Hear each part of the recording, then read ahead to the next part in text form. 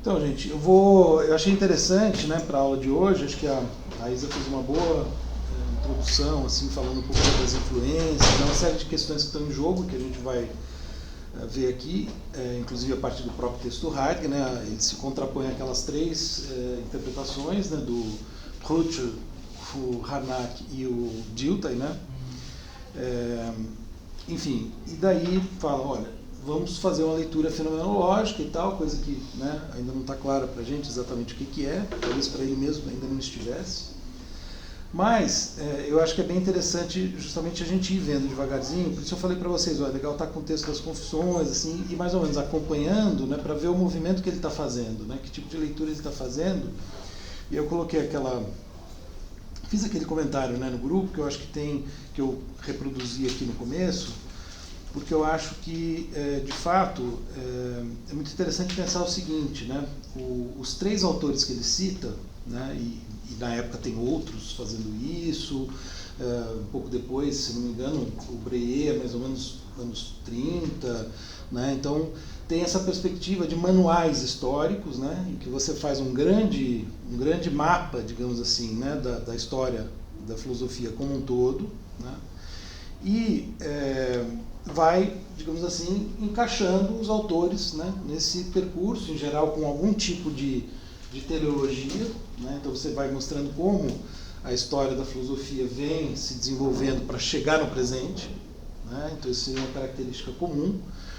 No caso desses três autores, seriam, né, eu estou chamando aqui de manuais, mas são leituras do Agostinho, que estão escritas numa certa perspectiva da história da filosofia que opera um pouco dessa maneira, né, em que você tem, né, claro, no Hegel você já tem um pouco isso, né, uma história da filosofia, mesmo na fonologia e tal, só que, né, filosoficamente feita, de uma maneira muito peculiar, não é um manual, evidentemente, mas é teleológica, né, então tem essa ideia de um percurso, né, e você encaixa o autor.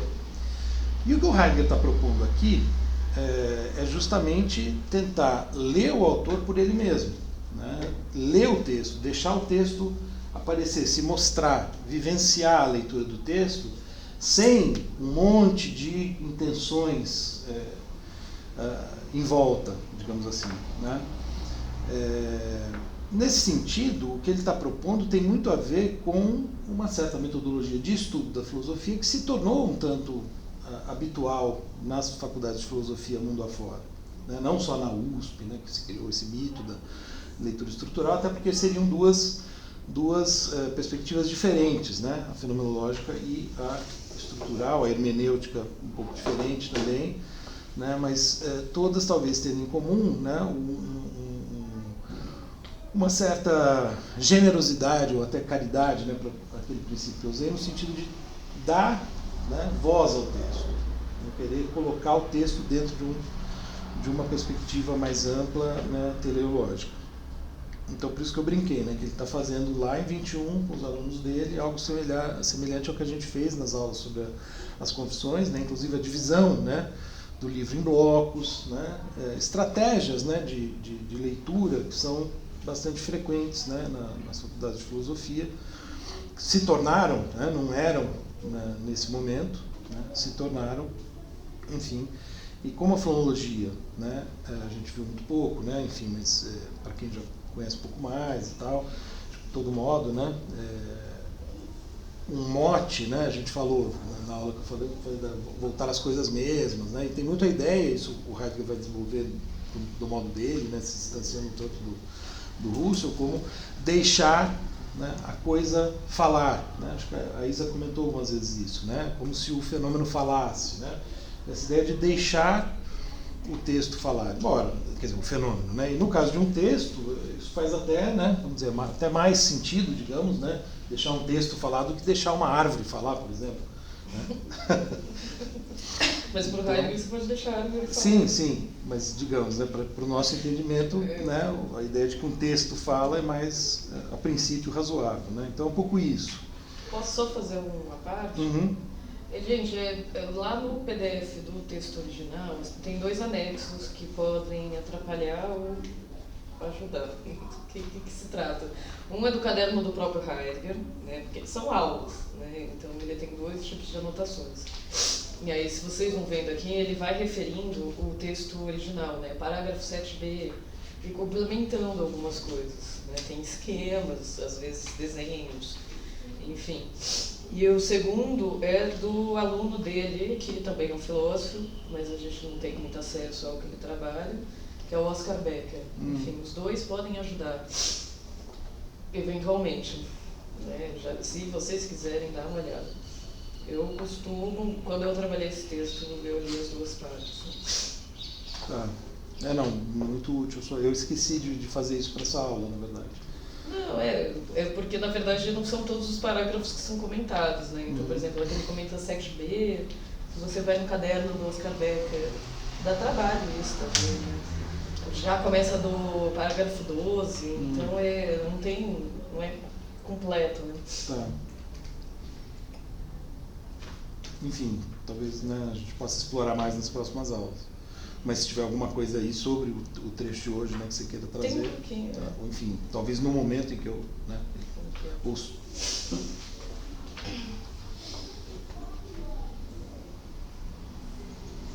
Bom, eu vou seguindo aqui, né, aí quando você quiser eventualmente trazer alguma coisa daí. O Heidegger começa mencionando as retratações, né, que é uma obra que o Agostinho escreveu no final da vida, em que ele repassa a sua obra, né, e faz comentários, eventualmente correções, etc.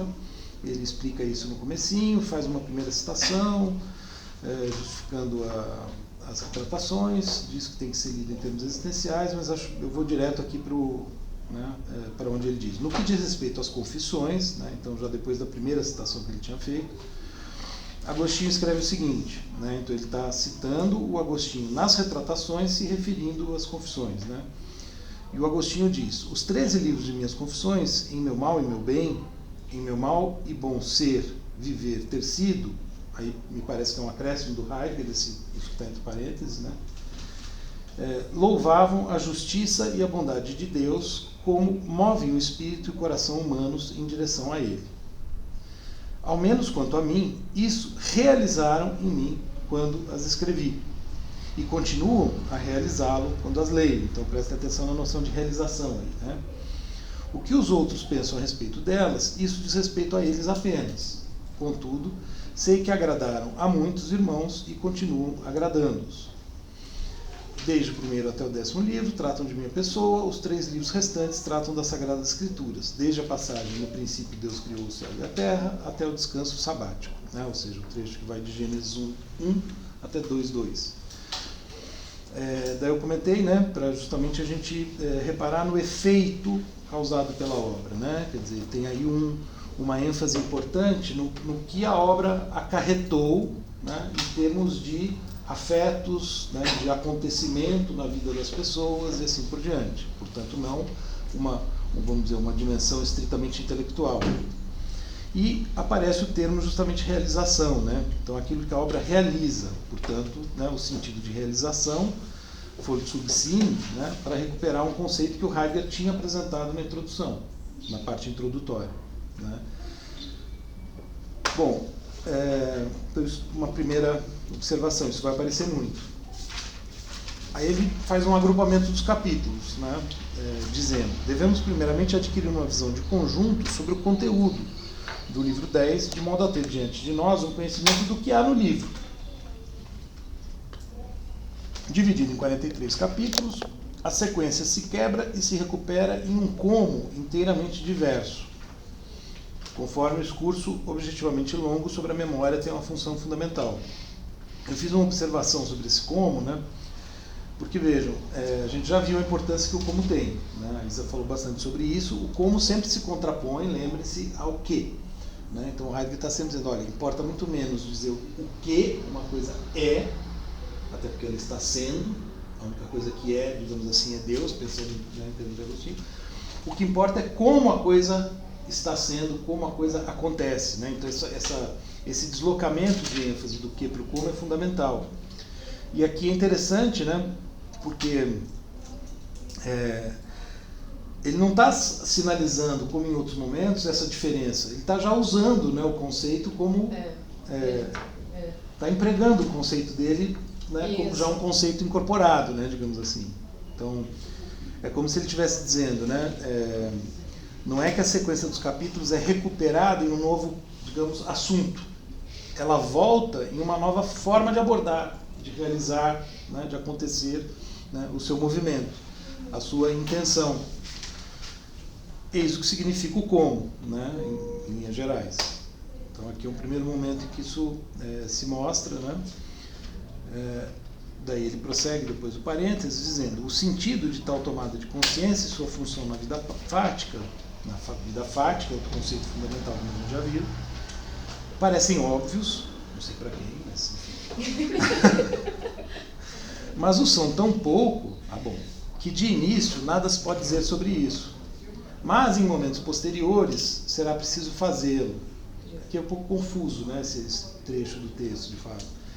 A diferença entre tais considerações e as considerações formalmente posteriores, ou formais posteriores, não estará no fato de estas serem mais penetrantes, mais precisas, mais completas, mais certas ou melhores, mas sim no de que muda, e muda abruptamente, o direcionamento da compreensão, o meio de compreender e o modo de realizar a compreensão, né? Justamente o Vollzug aqui, né?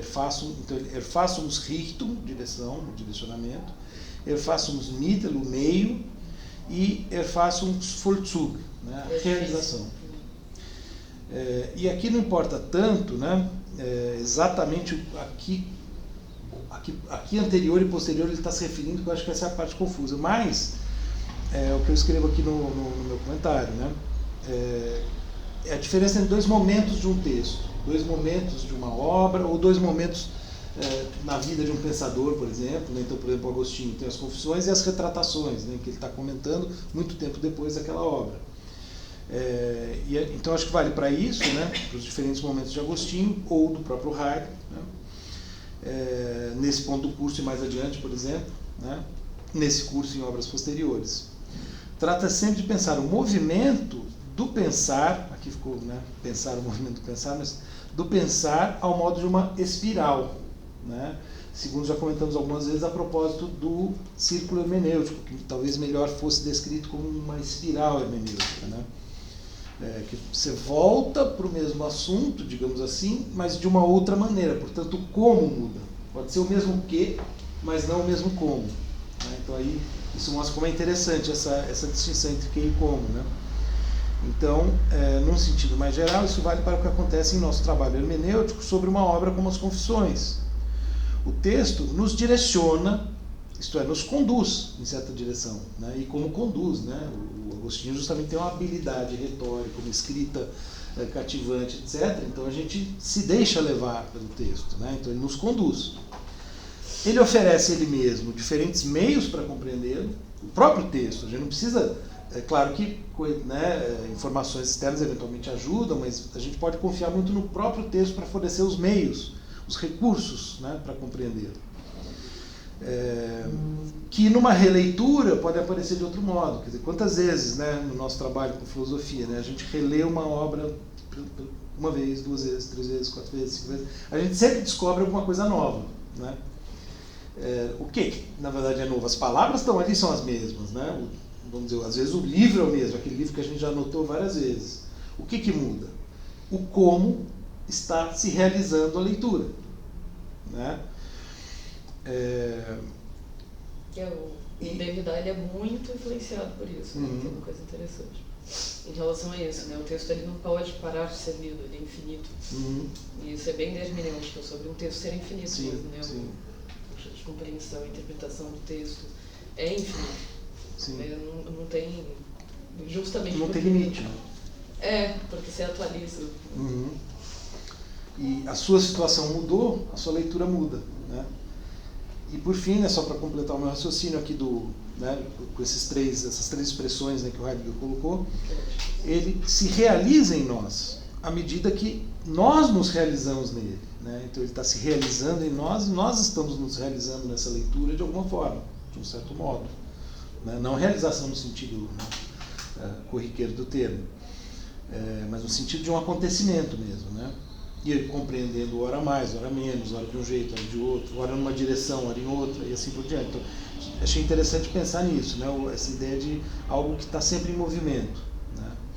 E que sempre pode acontecer de outro modo. Aí ele faz um parênteses, né? O texto é cheio, ele não é um texto, né, como vocês perceberam, e a gente já falou algumas vezes, né? Inclusive tem essas coisas no final, as notas, também tem notas enigmáticas, né? Não é um texto que ele preparou para publicar, né? São anotações de aula, tem coisa entre parênteses, às vezes umas expressões que ficam meio abertas, né? Notas, por vezes até incompreensíveis. Bom, aí ele fala, a apresentação, Referat, né? Referat é um termo que eles usam corriqueiramente na Alemanha para uma apresentação, um seminário, né, que você vai fazer numa aula, né? Igual a gente vai ter o seminário, o Referat é uma apresentação, exposição ou apresentação. Seria. Então, a exposição de quem está explicando, né, digamos assim, ou reconstruindo os argumentos, isso que o Heidegger vai fazer com o texto do Agostinho, né, não deve substituir o original e torná-lo melhor, mas submetê-lo a uma explicação que seja genuína, articulando-o assim de uma maneira peculiar, né? E cada releitura, justamente, e cada exposição vai ter a sua peculiaridade, né? Então isso é fundamental, não adianta achar que, né, a gente vai aprender, por exemplo, né, os grandes textos da história da filosofia, né, a Filosofia do Espírito, a Crítica da Razão Pura, a República de Platão e assim por diante, através de um texto feito hoje, né, por alguém de maneira didática que resume e explica supostamente de uma maneira melhor. Não. Tudo bem, isso pode até ter uma utilidade, né, para introduzir, mas não é, né, não é o texto, não é a mesma coisa, está longe de ser. Então o Heidegger está criticando esse tipo de coisa. Para tanto, é necessário fazer um desvio e ordenar de um certo modo o caminho, visto que assim se torna mais fácil começar de algum jeito, né? Mas não existe apresentação pura ao modo de uma descrição, né? Eu comentei aqui. Ou seja, não tem um padrão absoluto que define o que seria uma leitura correta de um texto, né? Nem um modo correto de começar a leitura, né? Quer dizer, ele está propondo aqui fazer um roteiro, né, olhando, bom, tem tantos capítulos, estou tentando fazer uma divisão, que foi um pouco, né, o que eu também propus naquele documento que eu passei, né? Então, quando muito, temos algum sentido quanto a onde queremos chegar. Isso basta para iniciarmos a realização, né? Aquela velha história, né? A gente faz a pergunta já sabendo a resposta. Versão Fuchs do Heidegger. Isso seria, essa descrição que se pretendesse uma descrição perfeita, né, uma apresentação, exposição correta, seria, quando muito, uma interpretação ruim, sem clareza sobre si mesma e tomada como absoluta, né, que se acha absoluta. Uma apresentação ainda é, diz ele, o ponto de partida objetivamente, entre aspas, orientado, e também decadentemente, abfallend, né, a expressão que, né, ele vai usar muito, né, essa ideia de quer, depois ele muda para verfallen. Isso, mas sempre jogando com a palavra fallen, né, que é cair. Era o jeito da tradução da Bíblia. Isso. Do Lutero, para quê? Perfeito, então ele vai mudar justamente para disfarçar isso daí, né. Mas enfim, decadentemente articulado, dá a explicação verdadeiramente pretendida. Daí o seu significado, quer dizer, da palavra apresentação aqui num sentido até pejorativo, né? Porque ele está justamente criticando essa ideia de uma apresentação objetiva. A palavra objetivo vai aparecer muitas vezes no texto, sempre numa chave negativa, né? Isso vocês vão perceber, né? Já devem ter percebido, mas enfim. Então, quanto a esse decadente, né, eu comentei que só assim, né, como se fosse uma nota, um modo de compreendê-lo, necessariamente cheio de imperfeições, porque tudo que a gente fizer vai ser sempre cheio de imperfeições, né? Mas, claro, há leituras mais imperfeitas e menos imperfeitas. Perfeita não existe, né? Então, o que a gente pode tentar é uma menos imperfeita e que se aperfeiçoe com o tempo, né? E, nesse sentido, quanto mais a gente volta. Aqui no anexo ele é um pouco mais objetivo, porque isso é como se fosse o texto que você está apresentando aqui pra gente. Isso daqui é como se fosse o caderno pessoal dele de preparações para fazer esse texto que ele apresentou para os alunos. Né? Então ele coloca aqui tópicos, né? Procurar concretamente níveis possíveis das interpretações, indicando-as formalmente. Aí o conceito de indicação formal que eu expliquei semana passada. Né? Mostrar em seguida como é fundamentado o confessar, no ponto de partida fundamental. Quaest me ris facto sum, tornei um problema para mim mesmo. Então o direcionamento da interpretação do Heidegger é essa frase, que é a mais importante para ele, do Agostinho, na vida toda. Né? É uma das grandes citações dele que ele tem. E aí, só uma observação, né? O Lorenzo Mami traduz por questão, né? Que é quaestio, né? Tornei uma questão para mim mesmo. Claro, né? Acho que as duas coisas são possíveis, talvez o problema ficou mais conhecido, mas eu acho que tornei uma questão para mim mesmo é muito mais filosófico, né? Porque problema pode dar a ideia de um problema no sentido negativo, né? Mas o Heidegger, porque o Heidegger estava tentando traduzir o próprio Agostinho, né? Então eles colocam aqui a tradução do Heidegger e a tradução oficial, né? Eles não usam uma tradução oficial do Agostinho. O Heidegger coloca o quê para tentar... É que ele cita em latim, né? Sim. Ele não traduz. Não, mas ele às vezes coloca em colchete, o próprio Heidegger tentando traduzir em alemão. Eu traduzi do alemão, eu não estou lembrando, mas eu não me lembro dele usar a palavra problema nesse contexto. Ele usa muito Frage, né? Que é questão. Enfim, como é que está aí no... bom, eles traduzem por problema, né? Porque eu sei, é meio típico, né? Eu acho que a tradução que eu usava lá e a tradução dos pensadores é fiz de mim um problema, né? Dessa passagem. E tem essa coisa do fazer, né? Ressalta isso, porque isso é importante. De facto e aqui não seria um tornar, né? Enfim. Tanto faz, eu não sei se tanto faz, mas enfim, tem ambos os sentidos, né? De você se tornar, né? E fazer, né? Porque não tem também ele não se criou um problema, ele é um problema, né? Enfim. Aqui está como tornei um problema para mim mesmo, né? Mas ele coloca isso daí, isso é uma coisa que ele coloca sempre, vai repetir muitas vezes nesse texto, de que essa frase, esse mote, é o que vai conduzir a interpretação do Heidegger sobre o livro 10 inteiro. Então, de se entender que a questão de si mesmo, do Agostinho, é uma das questões mais importantes para o Heidegger nessa análise. Sim. O Lorenzo traduz tornei-me, porque eu tentei usar sempre as traduções dele, né? Tornei-me uma questão para mim mesmo.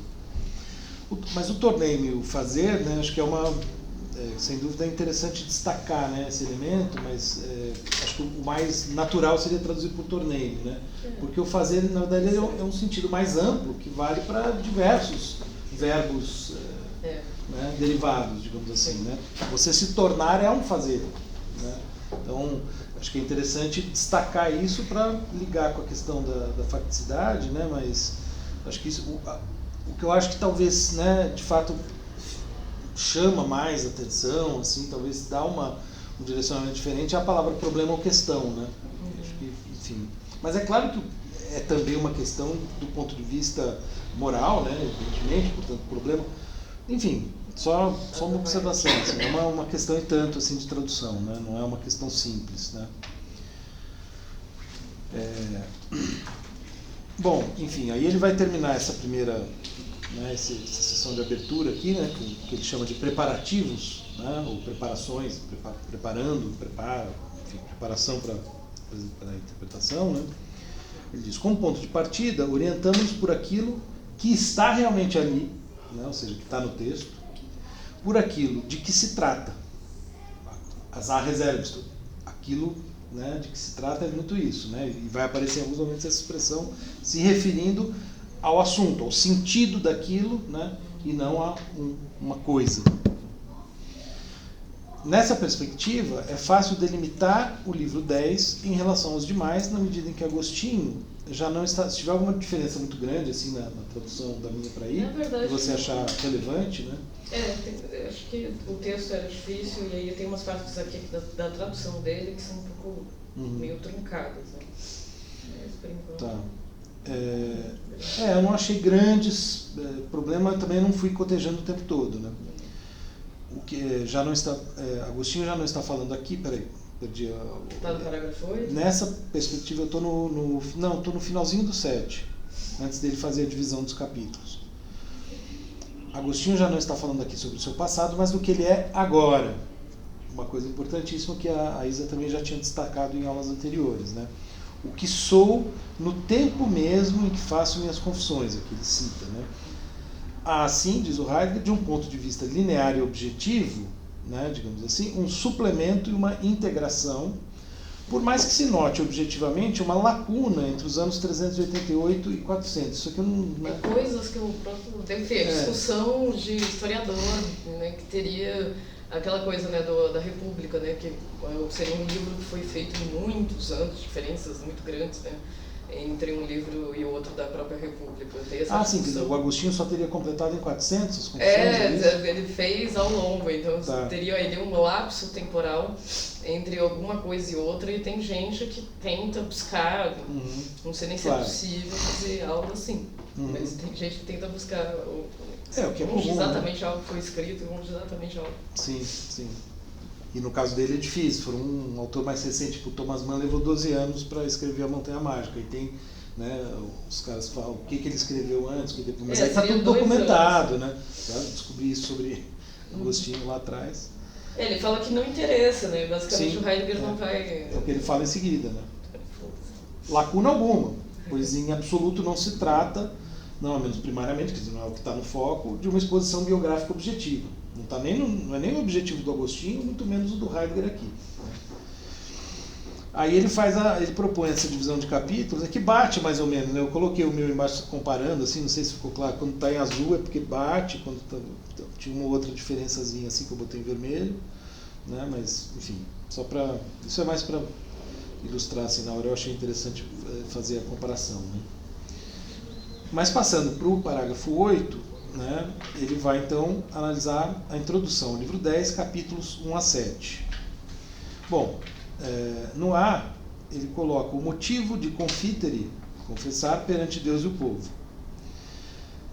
Daí ele diz, começando por um chamado aqui, porque em um parágrafo ele vai resumir 4 capítulos, né? Depois tem parágrafos em que ele vai praticamente colado parafraseando. Ele é muito... Ele até fala assim, à primeira vista vai parecer arbitrário, mas não é nem um pouco arbitrário, né? A separação que ele faz, porque realmente ele está destacando muito mais algumas coisas do que outras. Então essa questão, por exemplo, o livro 10 começa bem devagar, falando toda aquela discussão política dele se justificar em relação aos outros, ao ser um pecador, dele se justificar em relação a Deus a ser um pecador. Ele gasta um parágrafo.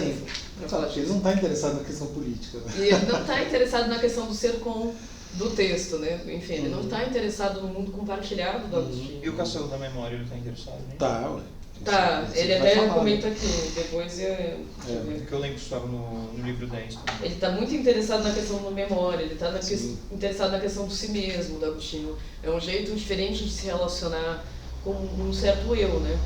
Mas ele ignorar essa questão do mundo compartilhado é um pouco estranho depois que a gente pega, por exemplo, os estudos dele de Platão e Aristóteles. De fato, com Platão e Aristóteles, a atenção que ele tem a esse âmbito político, prático, enfim, dimensional do texto é muito maior do que nessa época aqui.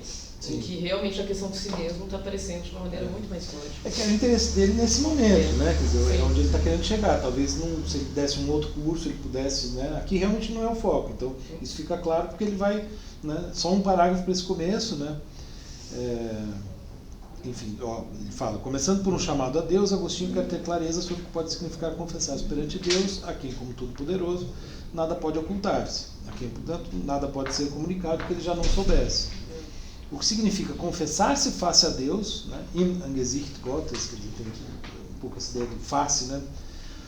E o que significa confessar-se diante dos demais seres humanos, gegenüber, né? Tem um pouco o sentido de perante, diante, assim, de frente. Contra.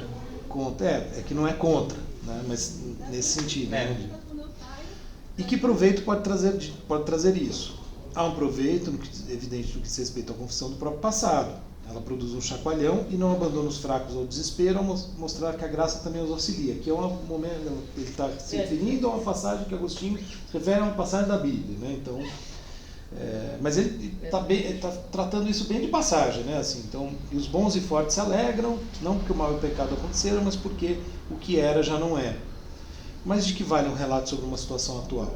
Como justificativa para a publicação, escreve Agostinho, né? Ele cita, mas para qual proveito querem isso, tal. Aí eu comentei, né? Ao que tudo indica, Heidegger não se interessou muito por esses 4 capítulos iniciais, né? Mas agora estava falando que é justamente um ponto interessante para a gente pensar, não só, né, internamente ao texto, a questão política, mas até para, né, relacionar com o contexto, etc. Que não é o ponto do Heidegger, né?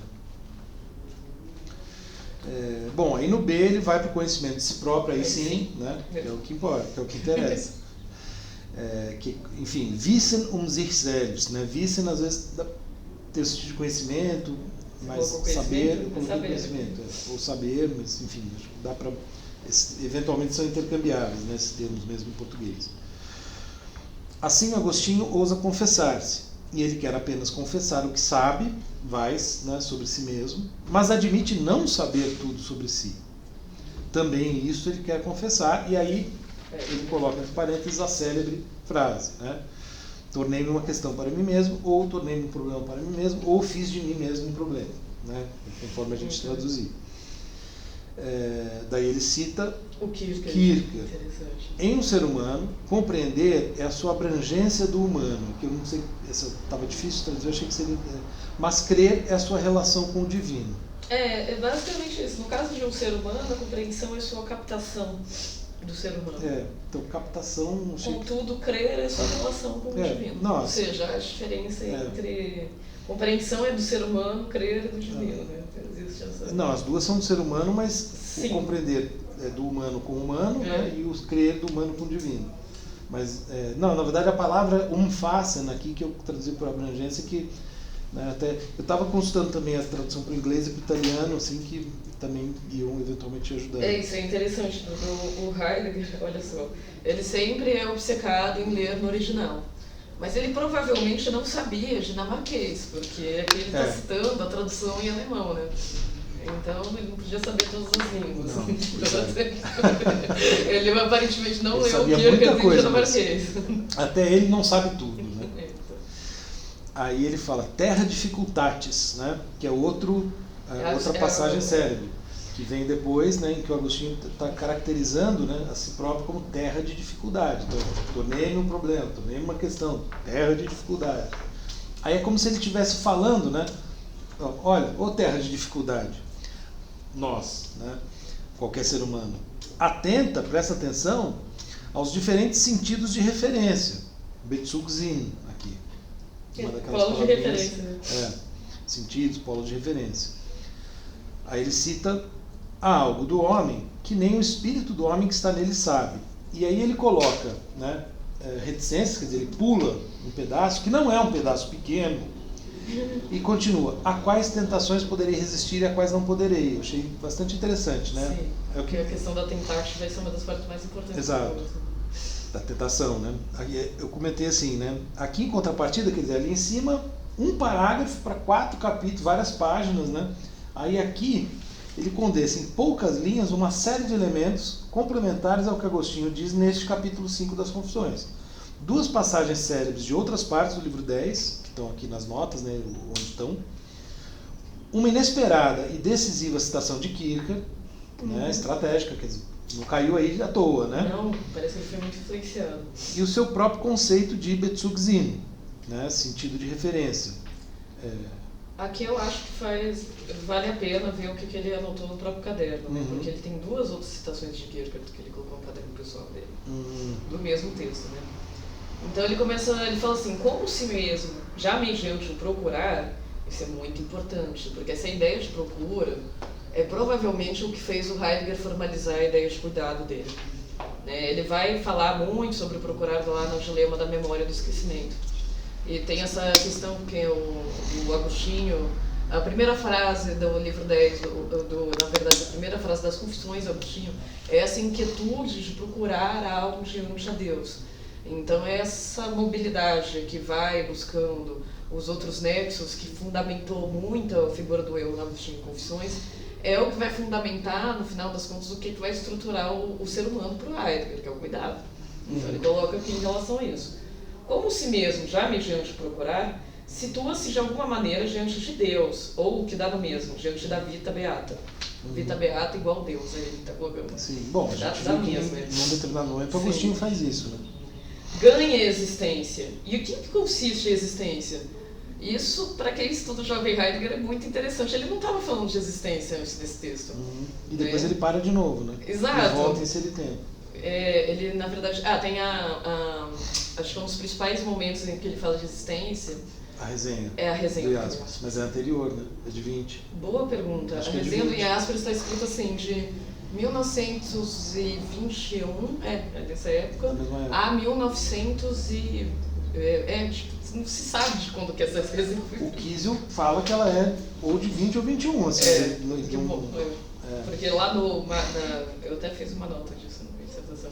Lá onde ela aparece, né, Caminhos da Floresta, né, acho que é onde ela aparece, não tem determinado assim a data dela. Ganha existência. Em que consiste a existência? O Heidegger não sabia que consistia a existência. A pergunta em que consiste é dele? Exatamente. Ele não sabia em que consistia ainda a existência nessa época. Uma definição que vai ser refinada em ser tempo, extremamente importante, não sabia. Pelo procurar. Né? O que consiste nesse procurar? Isso é uma coisa né, existir essa relação mais explícita de uma mobilidade da existência, né? Você está procurando, né, alguma coisa, você está se movendo em relação a isso, você está tentando se achar, você está tentando se ter, né? E isso vai ser uma coisa que ele trabalha, né? O si mesmo em ser tempo demora para chegar, né? Um longo caminho, uma longa jornada para se alcançar. Exatamente como é uma longa jornada no caso do Agostinho, né? Pelo procurar, situa-se no distanciamento absoluto, se procura ganhar, né? Você ganha, você procura ganhar essa existência. Explicado fenomenologicamente, coloca uma pergunta, né? Enfim. E aí ele vai citar duas passagens do Kierkegaard. A medida do si mesmo sempre é dada pelo aquilo diante do qual o si mesmo é tal si mesmo. Isso é Kierkegaard, né? É difícil, o Kierkegaard é difícil. Sendo esta, por sua vez, novamente, uma definição de medida. Não sei, se trata desse texto aí do Kierkegaard, que é Doença, Morte, né? Eu não conheço esse texto.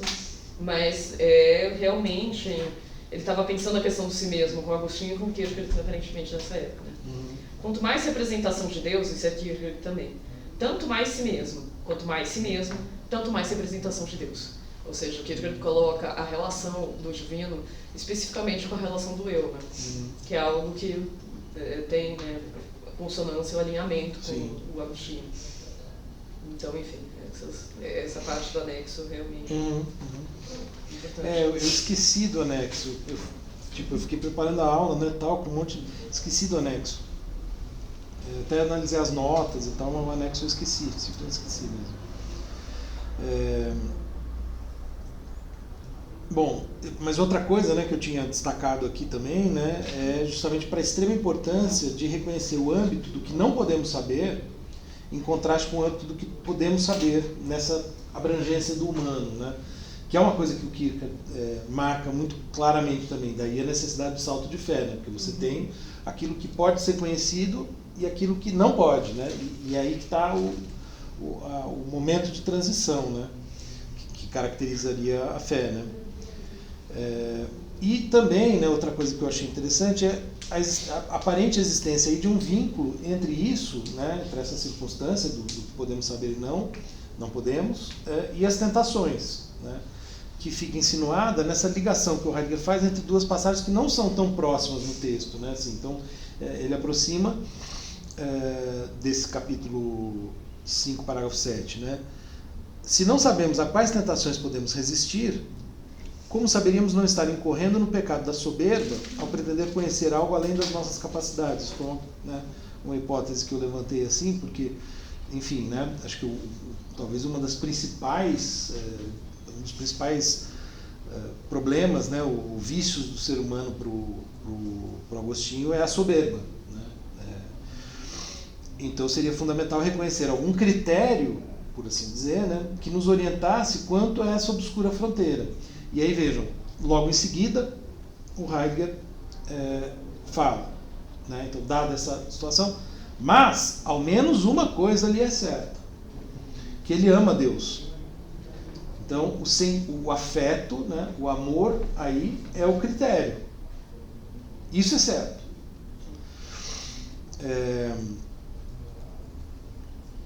Então, quer dizer, eu coloquei aqui, né, talvez esse seja, né, não seria esse o único critério possível, ou seja, confiar no amor real, por isso que seria Deus, seja lá o que for, né, porque em nenhum momento, talvez, isso eu pensando na nossa leitura das confissões, né, Agostinho vai poder dizer, olha, aqui está Deus, conheci Deus, né?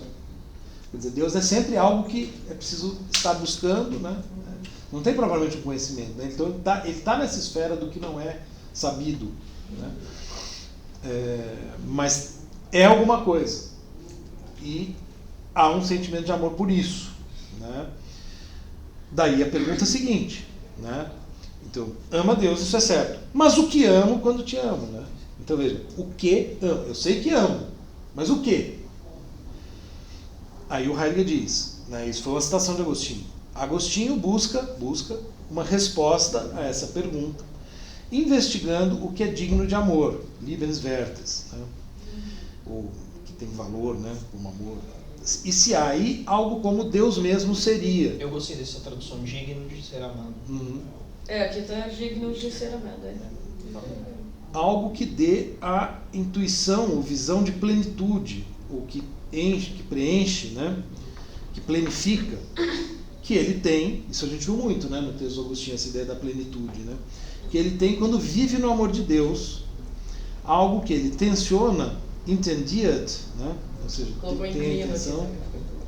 Então, mas eu achei interessante por causa do elemento de intenção. Uhum. Que algo que ele tensiona no amor de Deus, ou seja, algo que ele visa, de certo modo, né, no amor de Deus. Cum te amo, aí é um parêntese, né? E quando o Heidegger coloca parêntese é já no sentido de fazer observações, né? Quando não está entre parênteses, ele está meio que resumindo, parafraseando, citando, né? E nos parênteses ele introduz algumas coisas, às vezes um pouco enigmáticas. Ele tem um pouco o tom de algumas notas, o tom desses comentários ao final, né?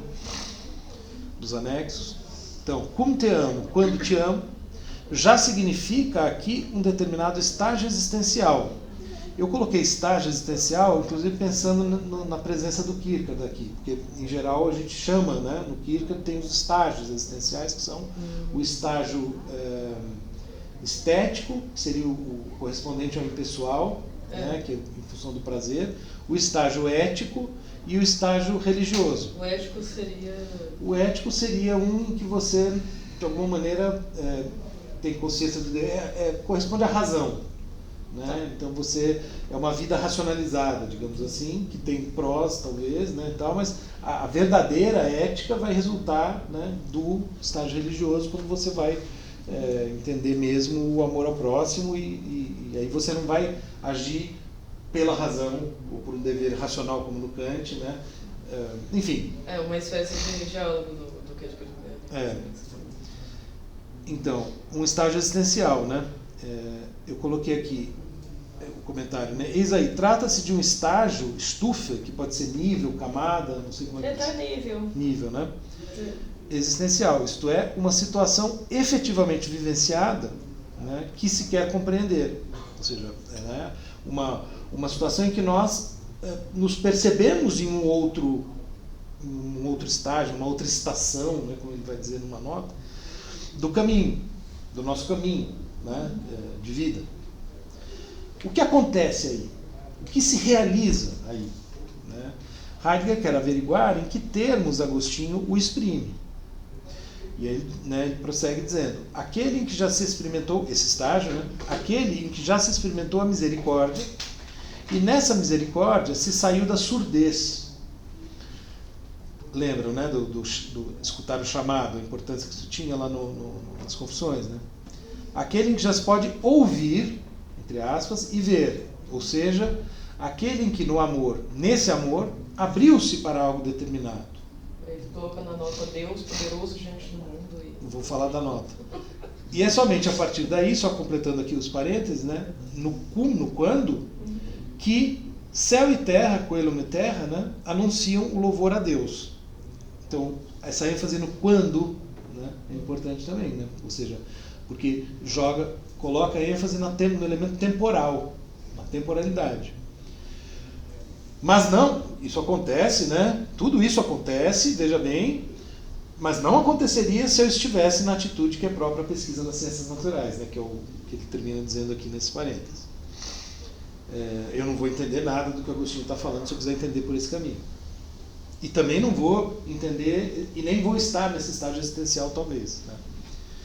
Claro, né, eu comentei assim, os termos de Agostinho são aqueles da Bíblia, ainda que no seu sentido próprio, no sentido próprio dele, né?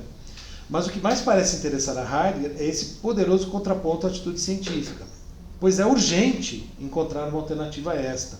Ele tem esse sentido de urgência na época dele, né? De encontrar uma alternativa ao ambiente, né, predominantemente cientificista, positivista, etc, etc. Eu vou falar disso mais adiante. E aí, de fato, né, tem a nota Deus, que é Gott. Vor allem Welt, aí entre colchetes, né, ele separa o Weltmächtig, que seria uma palavra só. Ou seja, aquele que é capaz de mundo, é poderoso de mundo, né, tem o poder. Bom, ele coloca uma interrogação entre as duas, Welt e poderoso. Então, né, fica difícil de traduzir. Né? Nossa, a tradução eu perdi um pouco da magia aí. Eu coloquei assim, ó, Deus, acima de tudo poder, interrogação, de mundo, interrogação. Porque, né, onde colocar a interrogação? Ele colocou no final, poderoso diante do mundo, interrogação. Não. Aí ele perdeu aí essa questão. A interrogação está no meio, assim, ele quebrou a palavra, entende? E que tem no meio, né, esse é o ponto. Não deu para entender isso pela nota do Kirchner aqui. Aí eu coloquei assim, né? Esta nota me parece bastante sugestiva de como Heidegger, já nesse período, estava tentando pensar Deus para além do conceito religioso, em sintonia com a noção de Esweltet, apresentada no do KNS de 1919, né, um pouco antes, ou seja, a ideia do mundo que se cria a si mesmo, né? A ideia do mundar. Esweltet seria algo como mundar, né? A expressão alemã para, por exemplo, chove, né? Chove. Qual é o sujeito da ação de chover? Não tem, né? Então, na verdade é um sujeito indeterminado, justamente como isso, né? Então, es regnet chove. Aí ele cria essa palavra. E ele vai explorar muito isso, né, o segundo Heidegger também. Ele retoma isso com força. Que seria algo, então, como Werther mundo, né? Munda. Munda. Tem muita tradução. Ou seja, acontece mundo, né? Assim como acontece chuva. Um pouco isso. Então, eu acho muito interessante essa expressão que ele apresenta pela primeira vez em 1919, um pouquinho antes daqui. Vamos lembrar que ele causou um impacto muito grande na universidade da época. Ele ficou famoso porque ele criou essa expressão. Ele ficou famoso. As pessoas queriam ir na aula dele, porque ele tinha falado sobre isso. Enfim, é uma comoção. Até difícil tentar entender por que essa comoção aconteceu. Então, ali havia um clima na universidade, de reconstrução da universidade, de repensar a própria sociedade alemã, e já alguma espécie de impaciência. Logo depois do fim da Primeira Guerra, né, que terminou de maneira desastrosa para a Alemanha. Né? Uma certa impaciência, enfim. A gente pode fazer interpretações em relação à República de Weimar. Existia uma certa impaciência desse estilo alemão de querer fazer algo muito idealista, regrado, republicano, enfim, racional, sem vida, né? Esse é o ponto, sem movimento. Então é como se o Heidegger chamasse a atenção para o movimento do próprio mundo, não é uma coisa, porque existe o debate do realismo e idealismo. Como que a gente atinge esse mundo, como é que a gente, né, capta isso para a ciência, como que eu posso atingir a realidade. Mundo enquanto um objeto, né? A grande questão do Heidegger desse curso é que você já está no mundo, e que na verdade ele se muda, e que na verdade ele já está em movimento, então você está já né, impresso dentro desse movimento, né? E foi considerado absolutamente revolucionário na época, como se fosse assim, as pessoas ficaram felizes que alguém falou sobre isso, em relação a isso, né? Então existia essa impaciência, o que fez, inclusive, essa impaciência, essa insatisfação, fez o Jaspers e o Heidegger na época virarem amigos, né? Grandes amigos, porque os dois estavam de saco cheio. Paciência, acho que também a angústia, esse clima, né? Logo após o fim da Primeira Guerra, é um clima terrível, né? Assim, são muitos os afetos negativos, né, que estão ali em volta, e ele está tentando pensar, né, entre aspas, uma saída, né? E, enfim, e acho que também o modo, né, vários elementos, porque eu até citei o Gadamer, né, na última aula, falando disso, né, de quando o Gadamer ouvia falar, né. Ele era muito famoso como professor. Ele queria ir, e foi em 1923 e tudo, né, tal. O Kierkegaard não é à toa, né? O Jaspers, ele falou que o que fez ele ser amigo do Heidegger foi uma paixão compartilhada por Kierkegaard. Seria, né, essa descrição do Jaspers. Os dois amavam Kierkegaard igualmente, né? Enfim. Então eles conversavam sobre isso, tinham até planos de fazer uma revista, que nunca aconteceu. Mas essa relação, o Kierkegaard voltar com essa força, realmente como um contraponto a uma certa cientificidade da época, né? Na verdade, não sei se voltar, né? Porque eu acho que, salvo engano, assim, tem uma coisa assim, da primeira edição, pelo menos a primeira edição importante, bem feita e tal, em alemão do Kierkegaard, foi mais ou menos nessa época. Foi nos anos 10. Então nem sequer voltar. Né? Então nos anos 10 houve uma onda de leitura do Kierkegaard na Alemanha, e aí foi nesse contexto, né, que... Então o Kierkegaard, ele teve uma penetração grande naquela época no contexto alemão, né? Então, e faz, né, e o Kierkegaard, a angústia, etc. A Primeira Guerra Mundial acontecendo, né? Então tudo isso criava uma certa atmosfera, né? Uma certa estímulo, né? Uma tonalidade afetiva dominante, né? Muito peculiar, assim. E o Heidegger era meio o cara que estava pensando isso, talvez, né, de uma maneira muito profícua, né? Mas enfim, né? Acho que é um pouco isso, né? Ele já estava perseguindo essa ideia de um criar mundo, né? Sem recorrer à dogmática religiosa para pensar isso. Esse é o ponto, né?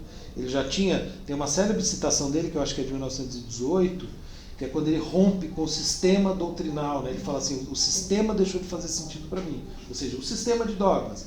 Então ele está lendo Agostinho, mas é claro que ele não está lendo Agostinho como um cristão que acredita, né, de verdade, assim, para valer no conteúdo, no quê, né, das expressões bíblicas, né? Ele está tentando entender isso um pouco para além, né, dessa...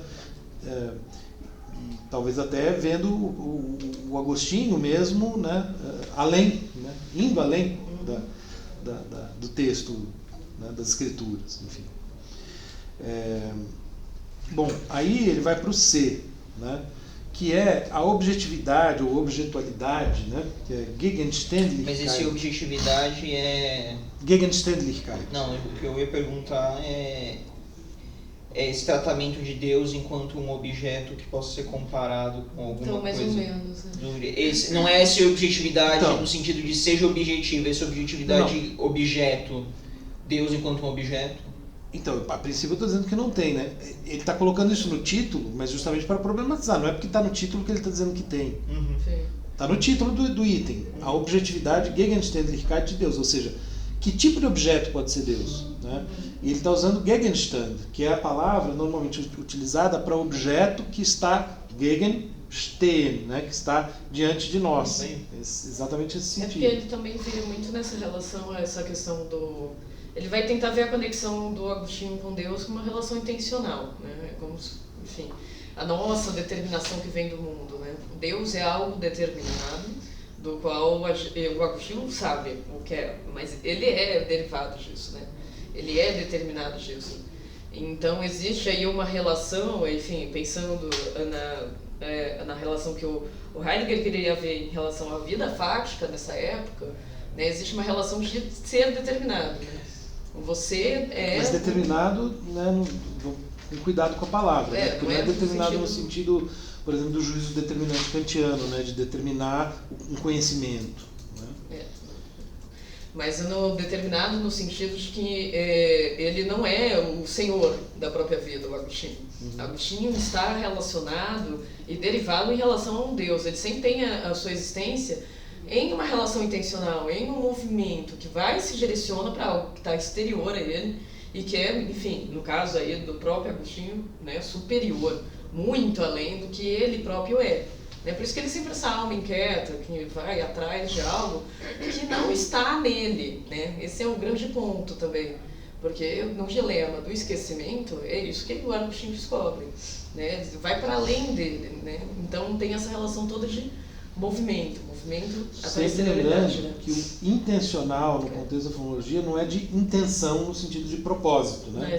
É de tendência a, né? É de estar intencionado, estar dirigido a, quer dizer, a consciência de alguma coisa. A consciência está sempre numa relação intencional. A relação intencional no sentido de que um tende ao outro. Né? Só para... quando ele descreve essa relação envolvida a Deus, né, aqui ele vai trabalhar depois melhor a questão da moléstia, mas é como se fosse um polo gravitacional, Deus, né, que te puxa, né, e que é pesado, né, então é forte, né, como se fosse uma atração de força, e você tem que lidar com essa atração de força, né, você tem que lidar com a tua própria moléstia. Isso que é interessante a nota, né, porque justamente a nota é Welt, né, mundo, Mächtig, quer dizer, que tem um poder aí, né, uma força, né, te puxando, né? Interessante você ter comentado isso, porque se liga com exatamente isso, né? Tudo que você está dizendo, né, de certa maneira corrobora, né, isso que eu estava pensando sobre, né, essa tentativa de pensar isso daí, né, sem vamos dizer, o conceito religioso propriamente dito, né, uma certa noção estática, né, inclusive do que seria Deus, né? Então, a objetividade aqui trata-se justamente de problematizar, de ver o que seria essa objetividade, né? Enquanto Gegenständlichkeit, quer dizer, Deus não pode ser um objeto que está de frente, que está diante, né? No sentido de um Gegenstand mesmo, né? E é interessante que ele usou esse termo aqui, né? Que a gente poderia traduzir por objetualidade, para diferenciar de Objektivität, que é quando se usa com o termo latino. Isso é um problema de tradução no alemão, né? No Kant mesmo, assim, isso é um problemaço. Porque ele ora usa ele faz uma distinção, mas ele mesmo não observa a distinção e usa os dois como sinônimos. O Heidegger, o Heidegger usa muitas palavras esquisitas para objeto, né? Então Gegenstand aparece bastante, mas outras vão aparecer. E Gegenstand com variações, né? Bem esquisito. Mas enfim. Também. Mas vamos lá, quer dizer, eu acho que está claro o problema, né? Assim, como Deus poderia ser um objeto, né? Bom, aí comentando o capítulo 6, né, das Confissões, ele vai dizer: não amo a forma, e aqui ele vai parafrasear, basicamente, citar e parafrasear, né? Não amo a forma de um corpo, nem a elegância, a claridade da luz, ou as melodias dos tons. Eu procurei manter os termos que estão lá na nossa tradução, então deve estar bem diferente daí. Nem os membros terrenos no abraço, que recebem os amplexos carnais. Não amo tudo isso quando amo meu Deus. E, no entanto, amo algo assim quando amo meu Deus. Luz, som, cheiro, alimento, amplexo do meu homem interior. Mas o que é isso então? Ele pergunta à terra, à natureza, aos mares e abismos, aos animais que aí rastejam, ao cosmos inteiro, ao sol, à lua, às estrelas. E eles responderam: não somos aquilo que procuras, mas há algo que podemos revelar a ti. O que pergunta? Você que pergunta, né? Tu que perguntas. Ipse fecit nos. Ele nos fez. Aí, citação, para encerrar a análise desse capítulo: minha intenção era a minha pergunta e a aparência deles era a resposta. Então aqui tem a palavra intenção, né, e a aparência deles, né, ou seja, o fato deles estarem aparecendo como que a sugerir que há algo por trás desse aparecimento. E o Heidegger prossegue, né, ele se volta então para si mesmo e pergunta o que seria o homem, um fora e um dentro. Citação: e eis que se me apresentam um corpo e uma alma. Aí ele, entre parênteses, comenta: isto não é simplesmente uma caracterização objetiva, uma síntese. Ou seja, esse comentário é importante, né, porque ele estava basicamente fazendo uma paráfrase. E aqui ele faz um comentário positivo, né, como que a fazer uma nova advertência para não interpretarmos a fala de Agostinho como uma caracterização objetiva. Então, começa com objetividade e não vamos interpretar como caracterização objetiva. Algo como uma síntese judicativa de dois elementos diversos, como tipicamente faria um filósofo moderno, né? Que vai juntar um sujeito com predicado, que vai juntar corpo e alma, e assim por diante. Muito comum ver o Deixa eu livro só 10, acabar isso aqui.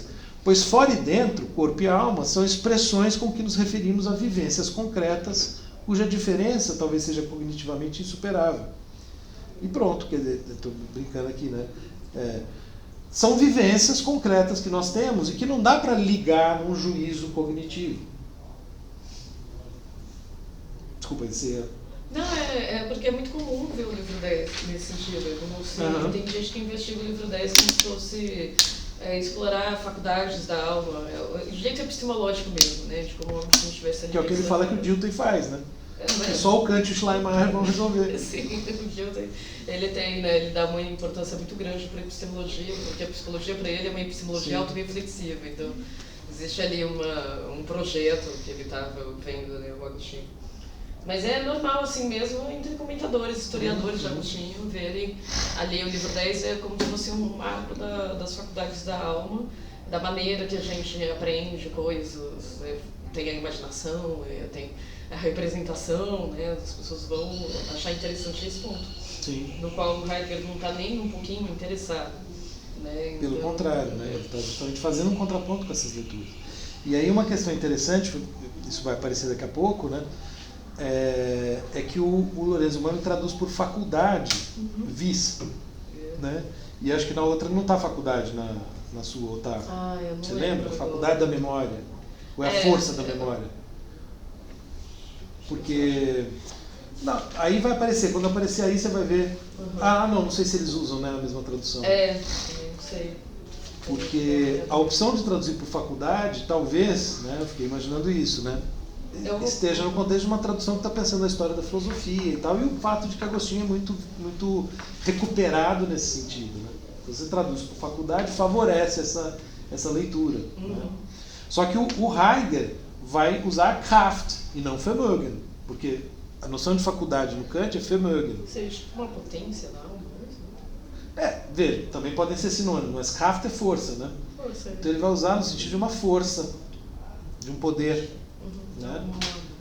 Acho que em inglês eles traduziram por power, o Kraft. O Kraft pode ser isso também. O Urteilskraft, aqui eles traduzem por power of judgment, uma das traduções. Né?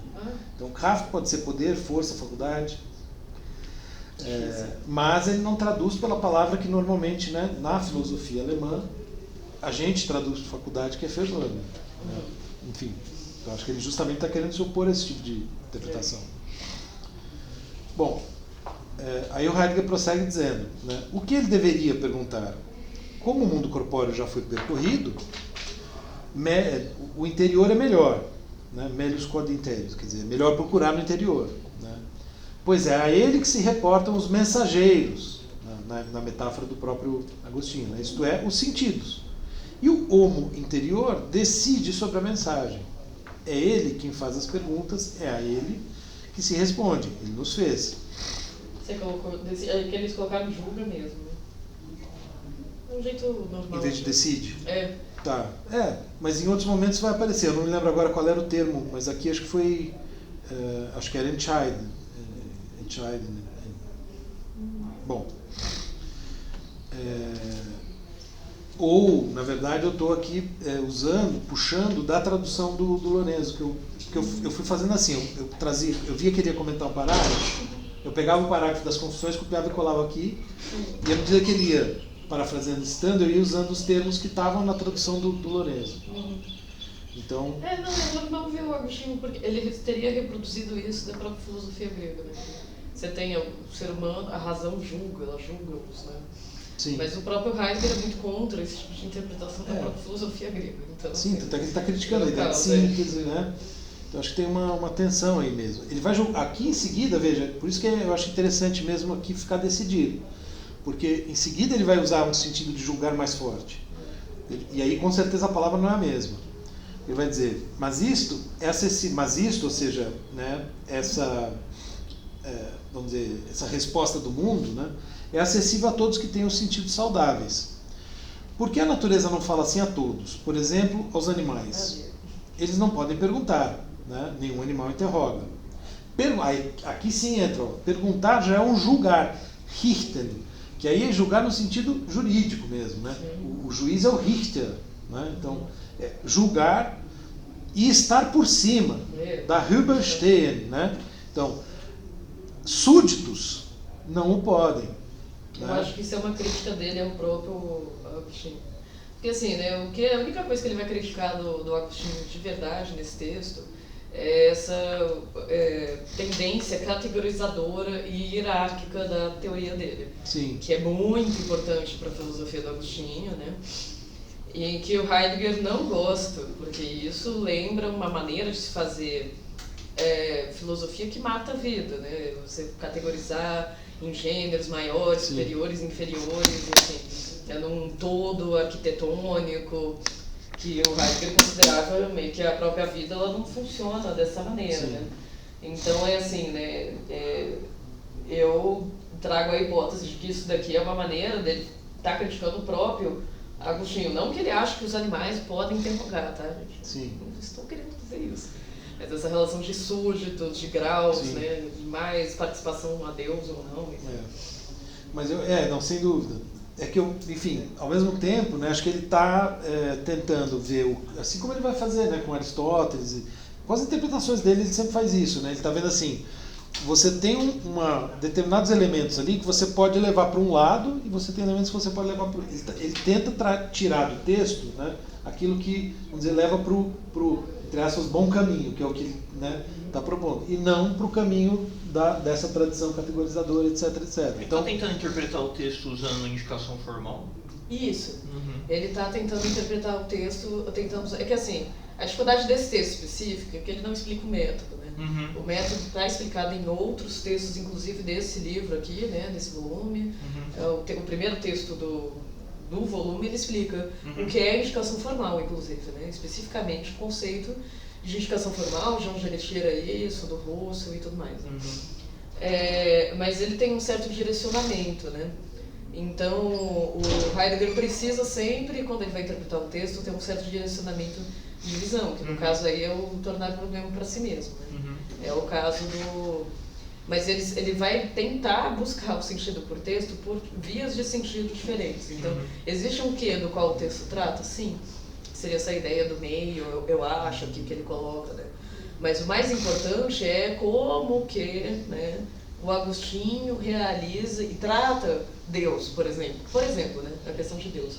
O que interessa é como o Agostinho procura Deus, não o que é o Deus.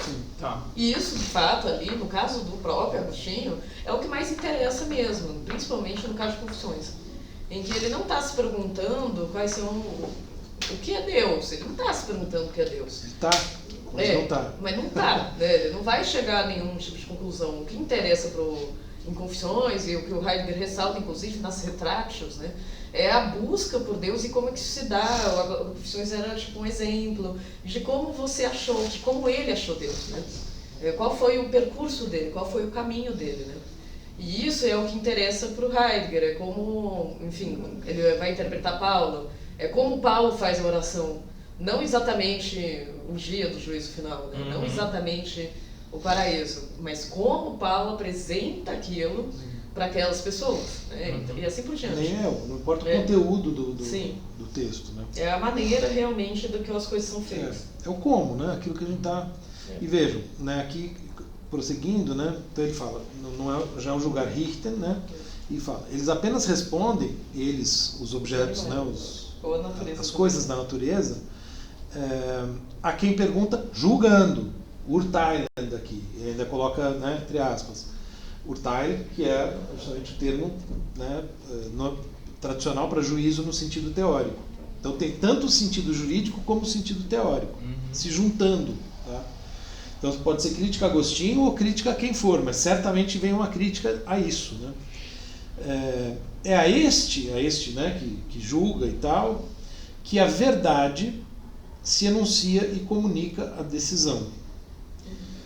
Aqui eu fiz o seguinte comentário, na verdade tem duas coisas aí, né? Primeiro, essa questão, né, dos termos tipicamente modernos. Então, como se ele puxasse, né? Ora, o Agostinho ele mostra, olha, e se interpretar assim vai dar na interpretação moderna, que transforma o Agostinho numa... igual o Dilthey. Vamos pensar que foi o que a gente viu.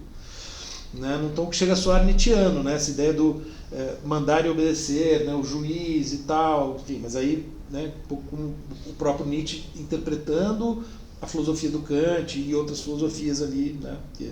Do juízo e assim por diante. Insinuando talvez uma crítica, que é o que a Isadora está dizendo, né? Eu coloquei aqui, né? Insinuando talvez uma crítica aos elementos que no próprio texto agostiniano suscitariam uma interpretação modernizante como a de Dilthey, né? Que vai ser mencionado logo em seguida.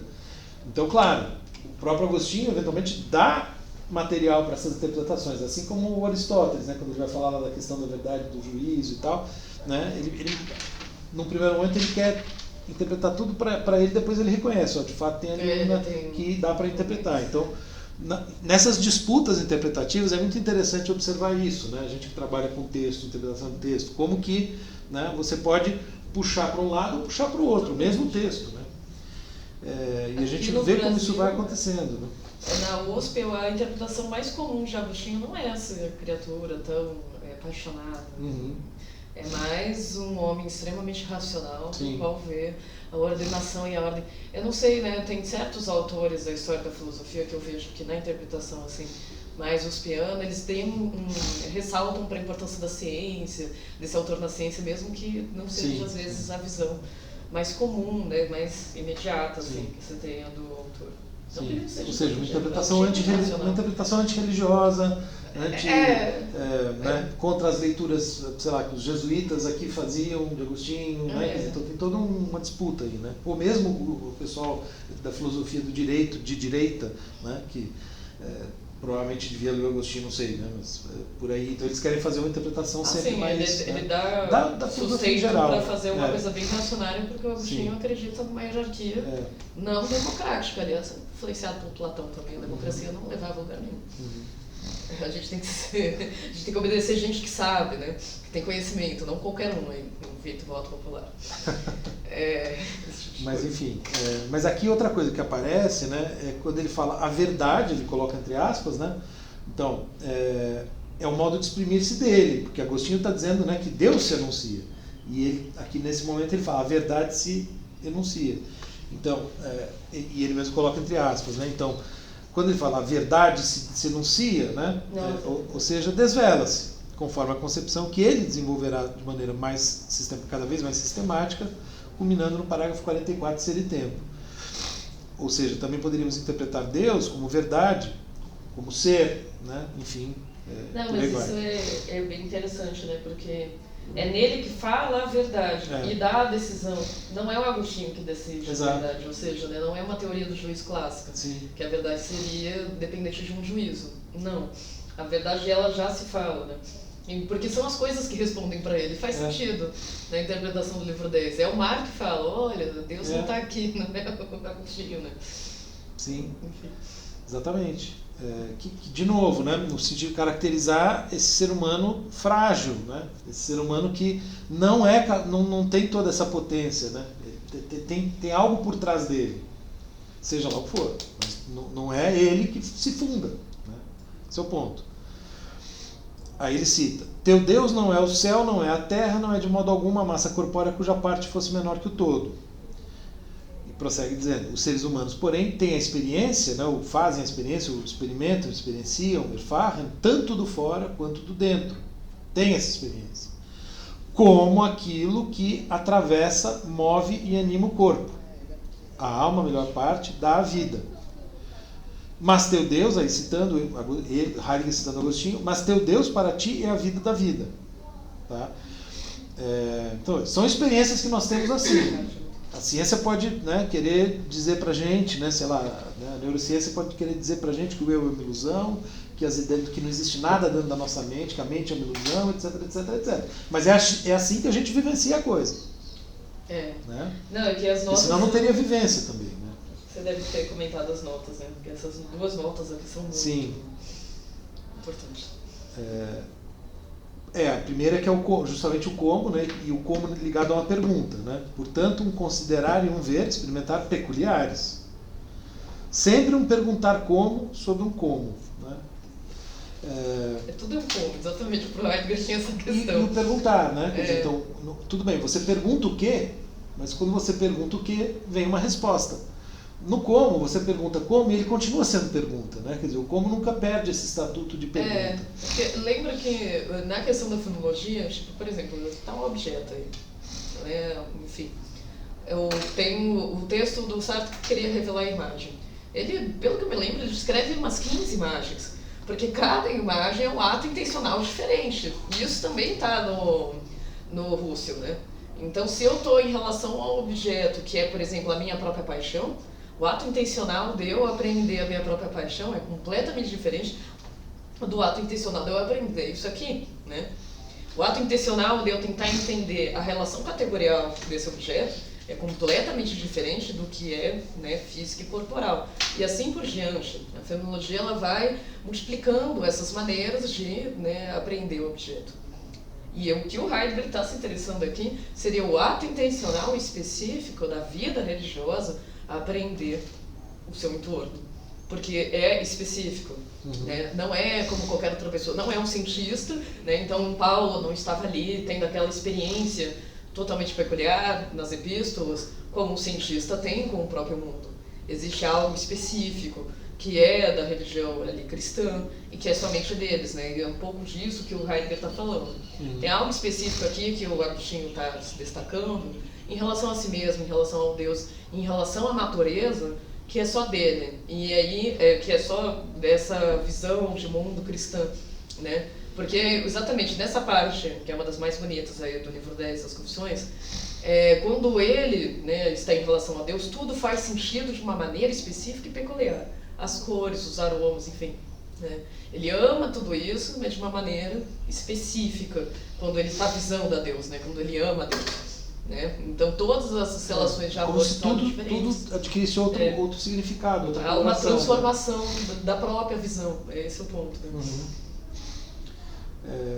Exato. Daí, as outras notas você pode comentar, já que eu não fiz nenhum comentário assim específico, mas só para terminar esse parágrafo, aí ele coloca entre parênteses. Vejam, aqui não podia ser mais explícito. Isso não tem de ser compreendido de maneira objetivante, metafísico-grega, como quer Dilthey. Não é verdade. E aí ele fala, conforme, lumen, né, luz, voz interior do homem. E o conceito vita, ponto de exclamação. Né? Em todo caso, persiste aqui uma mistura confusa de motivos e tendências explicativas. Esse parênteses parece uma nota enigmática, né? Tirando a primeira frase, que é muito clara. Né? Assim, não é para interpretar de maneira objetivante. Né? Então, essa advertência, né, feita de novo com bastante ênfase. Né? Não devemos interpretar de maneira objetivante, grega ou moderna, algo como Deus é a vida da vida, que é o que ele tinha acabado de citar. Pois não se trata, né, pena que o Henrique levantou, né, pois não se trata de um objeto que pudéssemos observar e analisar ao modo da ciência empírica. Trata-se da descrição de como efetivamente, descrição no sentido fenomenológico, de como efetivamente experimentamos o viver, relacionando naturalmente aquilo que lhe teria engendrado. Engendrado, assim, uma palavra que eu coloquei aqui, mas num sentido, digamos, criacional, ali do Weltmächtig, né? Intraduzível em termos meramente causais, categóricos. Né? Isto causou isto. Né? O que quer que seja não é isso. E o tópico seguinte, eu coloquei no final aqui, percebam como o tópico seguinte desdobra essa ideia. Né? Mas, enfim... O Heidegger está forçando um pouco aqui, né? Porque assim, o Agostinho estava falando de uma questão causal. Sim, Deus é vida da minha vida. Né? Existe uma relação de causalidade. Também, mas não sei se aqui, né? Quando fala vida da vida, não é bem uma relação causal. É uma relação de, pelo menos, dependência, né? Dependência, sem dúvida. Mas uma coisa é dependência, outra coisa mas o Deus não é a causa primeira. Oi? Não é a causa primeira. Ele não está pensando em Deus como causa primeira. Não, mas... Bom, claro, cheio de ambiguidades, né? Mas acho que o Heidegger certamente não está querendo encontrar aqui uma causa primeira. Ele está querendo, falando que não existe. Porque o Aristóteles chega à ideia de causa primeira por um caminho intelectual, fundamentalmente. Né? Tudo bem, pode ser que o Heidegger interprete, ele dá um jeito de interpretar de outra maneira. Não, ele é muito contra a questão da causa primeira do Aristóteles. É isso. Ele joga fora. Mas como não Oi? Eu falo mais como neoplatonismo, assim, acaba. Sim, exatamente. É por isso esse é o ponto, né? O Agostinho ele tinha essa influência muito forte. Aquela ideia do uno, lembra? Isso, da A camisa. gente comentou, né? Que tinha também uma maneira de acender ali, aí o que o Agostinho discordava, muito racional, né? É uma maneira de compreender esse uno, coisa que o Agostinho achava pelo menos incompleta, né? Pelo menos era extremamente incompleta, né? Mas o que o Heidegger está querendo de fato destruir, logicamente, né? A gente não é nada violento, o que ele está tentando destruir de Agostinho, retirar é esse peso de fato hierárquico, ordenado e racionalizante do neoplatonismo dentro do Agostinho, né? Mas aqui ele está falando que realmente isso é uma má interpretação da passagem, né? Não se trata sobre isso, a vida da minha vida, né? Mas em relação às notas, né? O que é importante, por exemplo, na nota 17, ele fala que a alma mesma move, né, o peso. Esse é um ponto, né? Porque o sentido de faticidade, de vida fática, para ser mais fiel ao termo, desse texto em questão é de peso, né? É como se fosse um polo gravitacional, né? A vida não é leve, muito menos para os cristãos, então seria um sentido de vida fática cristã específica, né? A vida ela é pesada, principalmente para o cristão, né? Ele vai tentar mostrar como não há salvação se você não tem moléstia no Agostinho, né? Então não há salvação se não tiver de fato sofrimento. Você enfrentar esse peso, né, da própria vida, né? Então ele já está indicando para essa questão de que a alma se move em relação a um peso. Parece, né? Parece força gravitacional mesmo. É a questão do Newton, né? Que vai ser um peso que te prende, né? Ali, né? Uma força. E a alma puxa para o outro lado. Tá puxando. Exatamente. São pesos que te puxam, né? A alma consegue fazer com que a gente se mova, apesar, como se fosse apesar, né? Ela move o peso, né? Mas como se fosse apesar do peso. A gente consegue se movimentar, a gente consegue buscar, a gente consegue se movimentar nesse sentido, entre aspas, espiritual, né? Geistig, apesar do peso. Sim. A questão, por exemplo, da faticidade, ela é ligada muito a uma questão de algo que te mantém no chão, né? Em Ser e Tempo ele vai falar, tipo, o ser aí não flutua no céu, né? Então, assim, né? Uma alminha sem nenhuma relação, enfim, sei lá, né? Que não está situado em lugar nenhum e ele está caracterizado, concretizado por fatos específicos, né? Em que deixam ele preso ao chão, né? Ele tem que ter uma relação com o chão, né? E, enfim, o Heidegger vai pensar em solo fático, em Grund, né? Grund pode ser solo, fundamento, etc. Razão. Sim, Grund pode ser realmente muito ambíguo, né? Mas tem muita gente que traduz como solo. Uma relação mesmo de chão, né? A faticidade está ligada a isso, né? E o sentido que ele dá para cá, nesse texto, seria em relação a isso, né? Então, o que ele quer trazer do Agostinho é um terreno, de fato situado na sua situação específica, né? E preso, de certa forma, a sua condição humana, né? Que seria a questão das naturezas aí, que podem ter influenciado o Heidegger. Mas é terreno não por oposição a, vamos dizer, não no mesmo sentido em que o empírico se opõe ao abstrato, né? Pelo contrário. Quer dizer, tem uma dimensão, né, que é a dimensão da existência, a dimensão existencial, que, enfim, né, claro, ele não quer identificar isso com algo sobrenatural, né, algo do ato religioso nesse sentido, né, mas claramente, né, tem um sentido, vamos dizer, espiritual, entre aspas, né, no sentido de que é isso que move, que você tem que é a contraposição que ele faz entre existência e faticidade. As noções do Agostinho. Primeiro, segunda natureza, né? Então, tipo, a primeira natureza seria essa relação da alma. A gente está ali, busca Deus, temos uma inclinação. Segunda natureza é confissão física terrena. Buscamos a Deus, somos esses seres que, enfim, temos a beata vida sempre disponível, mas a gente já é lançado no mundo confuso, decadente e até perverso, né? Se você for pegar pela questão da moralidade do Agostinho mesmo. Então é isso, a ambiguidade e a coexistência entre essa dualidade humana, né, de estar situado no lugar, mas ser além, né, por Agostinho, ser além desse lugar, né, é além disso. Esse é o ponto. E aí, né, talvez no parágrafo seguinte, né, a essência da alma, né, Então veja, Henrique, né? A objetividade de Deus, você viu onde foi dada, né? Não é objeto mesmo, né? No sentido de Gegenstand. Aí na essência da alma, né, ele vai comentar o parágrafo 7, é o capítulo 7, né, e vai dizer, Deus é algo, portanto, e aí o Agostinho está chegando, né, na memória, que supera ou ultrapassa, né, mas überragt, né, é um termo bem peculiar. É difícil, ele colocou até aqui o alemão, só para mostrar que é difícil o tradutor. Também a alma, e justamente a alma. E aqui o próprio Hegel, né, parênteses, fala, überhagen, né, novo sentido, ponto de exclamação. Qual? Não sabemos. Qual o novo sentido? Quem é aquele que está acima da cabeça de minha alma? Isso está dentro do parênteses, essa citação do Agostinho a respeito desse novo sentido do Überhagen, superar, ultrapassar, né? Ir além.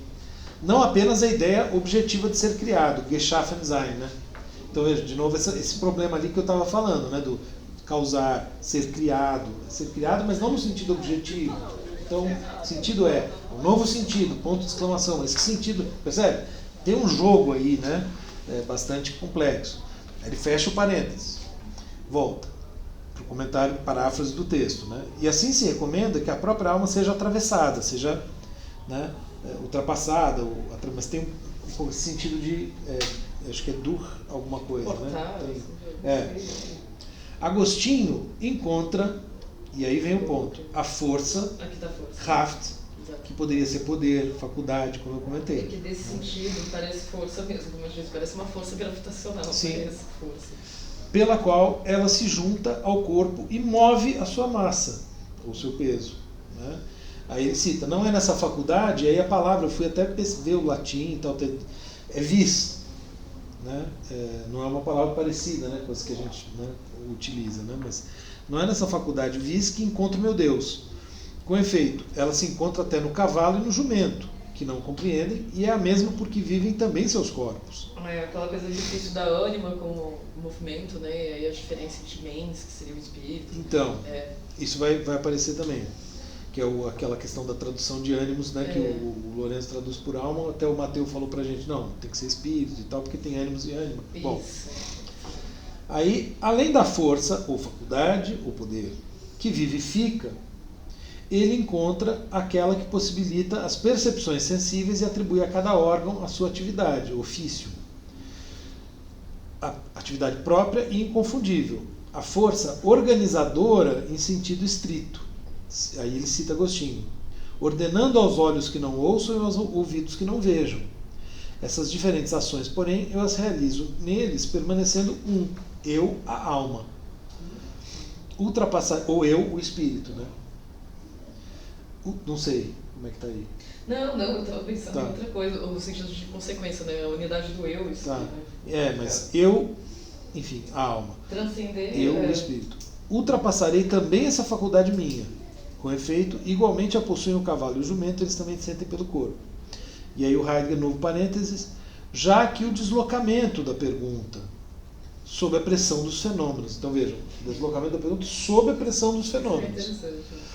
Não mais se isto, aquilo é Deus. Mas, e aí vem, né, uma resposta também para o parágrafo anterior, para a ideia de objetividade, o Gegenständlichkeit, né? Não interessa mais se isto ou aquilo é Deus. Mas se nisso igual a, com isso igual a, nisso vivendo, né, darin, damit, darin lebend, eu encontro Deus. Tá? Então, nisso, com isso, nisso vivendo, é um como.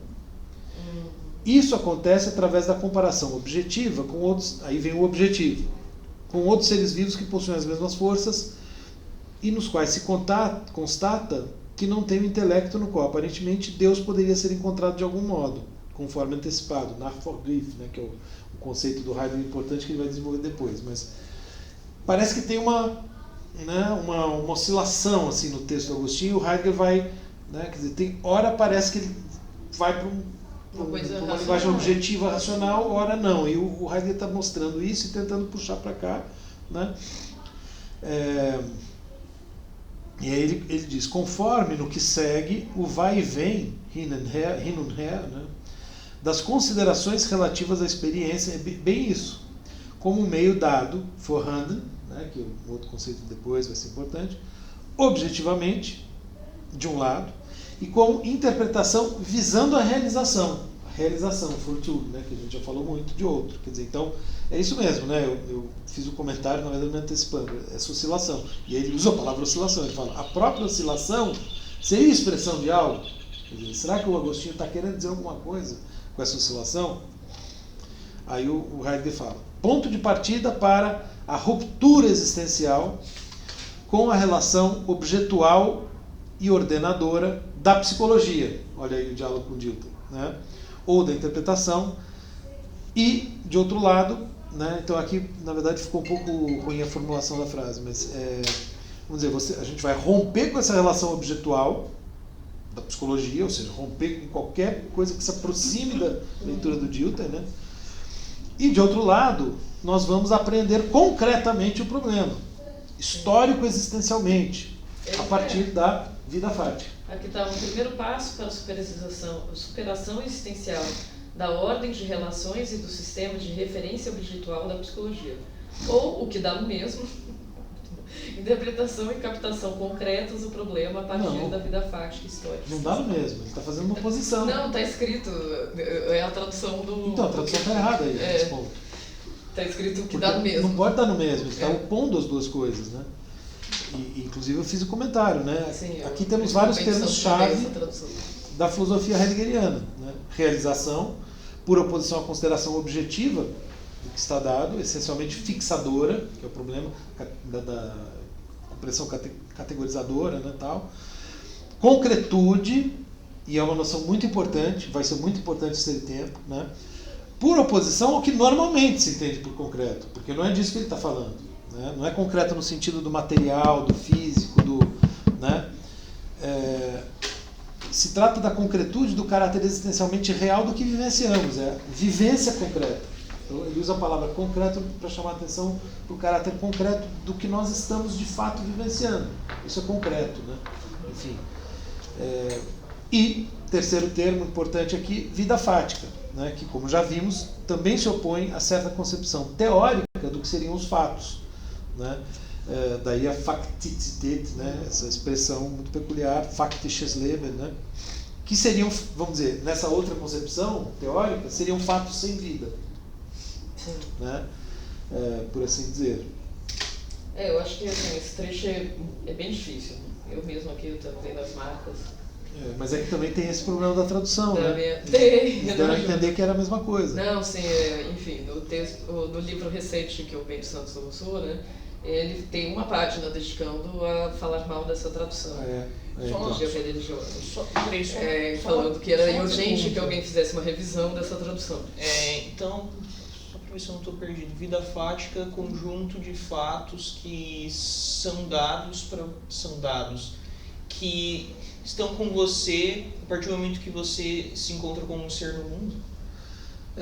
Mas não é bem um conjunto. Se você pensa em conjunto de fatos, você já está pensando numa soma de fatos, você já está indo para um caminho teórico. É muito mais assim, o próprio fato de existir, é a facticidade da sua existência, né? Do ser no mundo, né? Então, é o próprio ser no mundo, no limite. Sim, né? por exemplo, no espanhol tem uma palavra muito legal para fatos, que é hechos. Inclusive, para quem trabalha lá, o Fichte e a Hispano-Blanche, eles usam muito isso. Os hechos, feitos, né? Porque a gente não usa, mas fatos, em português, teria esse sentido. São feitos. Né? A gente tem a palavra feito. Mas a gente não usa com esse sentido. Feito geralmente a gente não usa como sinônimo de fatos. Uma realização heróica, né? Os grandes feitos de fulano de tal, né? E tem a ver com isso também, né? Tem. Então, quando a gente tem uma relação com a história, a gente tem uma relação de feitos, né? Que seriam, por exemplo, os fatos históricos, né? Só que como a gente lida com esses fatos ou feitos? Que são feitos do como ser humano, se né? eles estivessem lá longe e nada tem a ver conosco, né? E não assim, eu lembro, eu tenho aqui no finalzinho da introdução desse texto, antes dele entrar na parte do texto das Confissões, ele fala, histórias, nós somos a história. Isso é uma coisa que o Heidegger repete, enfim, nessa época, em quase todos os textos que ele escreve. Nós somos a história imediatamente. Né? Então não é como se... Esse é o ponto, é isso que ele está tentando distanciar de fato. seja o fato sensível, né, assim, material, seja o fato histórico, nesse sentido de feitos, todos eles têm uma dinamicidade que a ciência destitui. Esse é o ponto do Heidegger, né? Porque é como se eles estivessem ali, nada a ver conosco, né, os fatos históricos, longe, distantes, se a gente pudesse olhar para eles e fazer uma doxografia, não sei, né, um mapeamento, e não fossem eles mesmos que na vida, em todos os dias da nossa vida, nos conduzem de alguma maneira. Né? Eles têm uma dinamicidade.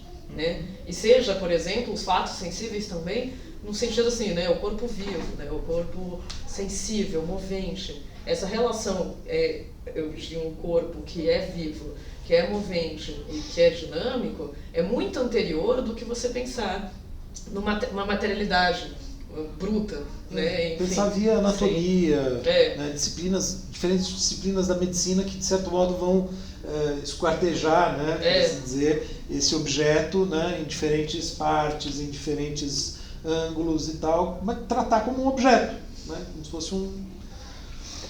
essa parte aqui é difícil justamente porque ele está colocando um pouco esse suco, digamos, fenológico dentro do Agostinho. Esse texto é difícil por causa disso, né?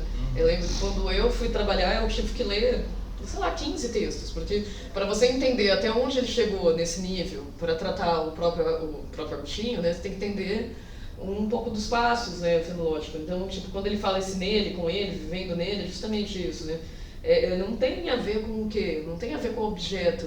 Então, toda a maneira que a ciência e muito das filosofias idealistas da época estavam pensando as coisas, né, o sujeito em relação ao objeto, são ruins para conseguir compreender o texto do Agostinho, porque estão neles, né, você já está imerso na vida.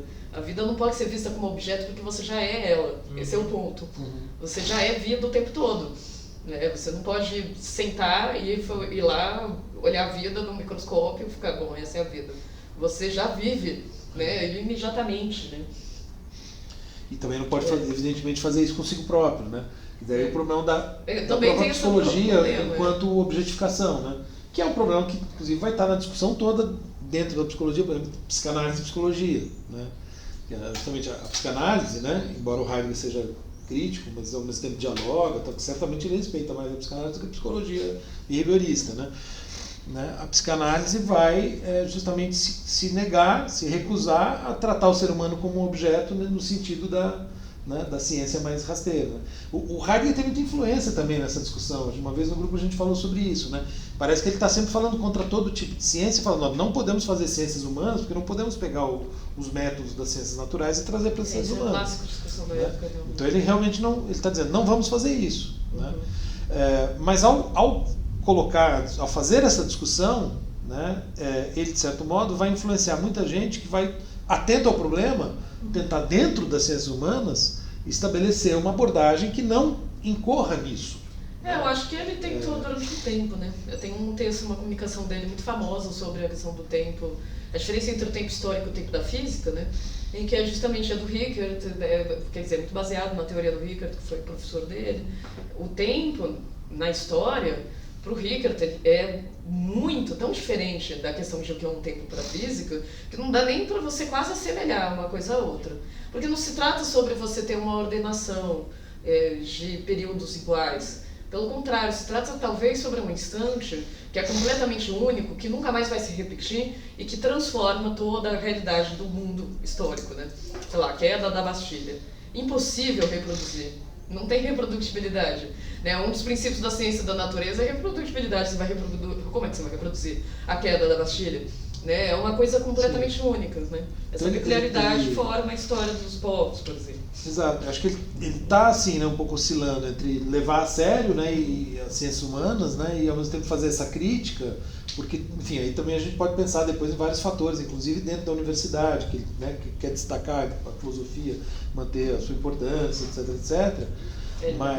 Mas na conferência O que é Metafísica, lá de 29, por exemplo, né, ele fala da história e da matemática. Ele fala as duas são completamente diferentes, mas ambas são rigorosas, ainda que uma não seja exata. Então ali, claramente, assim, ele está falando, é possível fazer, por exemplo, história com rigor, não tendo nada a ver com ciências não, naturais. exatamente, todos eles pensavam Né? em. Exato. Quer dizer, todos Sim, o estavam próprio querendo. Dilthey, né? Mas Tá sendo enfim. meio distorcido nesse texto. Acho que é um pouco esse o espírito, né, do ter, o tipo de disputa que está em jogo na época. Né? Tanto é que eu vou, como já são 5 para meio-dia, eu vou pular para o que eu coloquei aqui no final, porque vejam, né? Ele, então, aqui, né, termina